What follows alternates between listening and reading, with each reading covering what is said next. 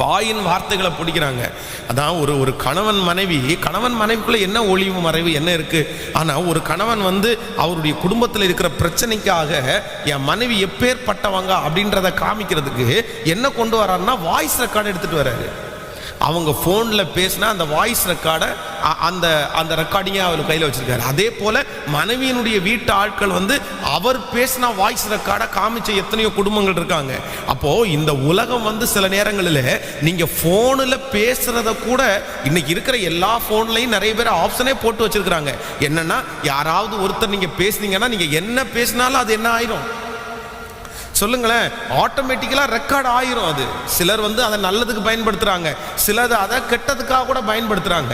சிலர் நல்லதுக்கு பயன்படுத்துகிறாங்க அப்படின்னு சொன்னால், இப்போ நான் தம்பிங்களுக்கு ஏதாவது ஒரு வேலையை சொன்னேன் அப்படின்னு சொன்னால் அவங்க ஒரு நிமிஷம் அப்படின்னு சொல்லிட்டு திரும்பி இன்னொரு டைம் சொல்லுங்கப்பா அப்படின்னு கேட்பாங்க. ஏன் அப்படின்னு சொன்னால் அவன் ரெக்கார்ட் போடுறான்னு அர்த்தம். ஏன் அப்படின்னா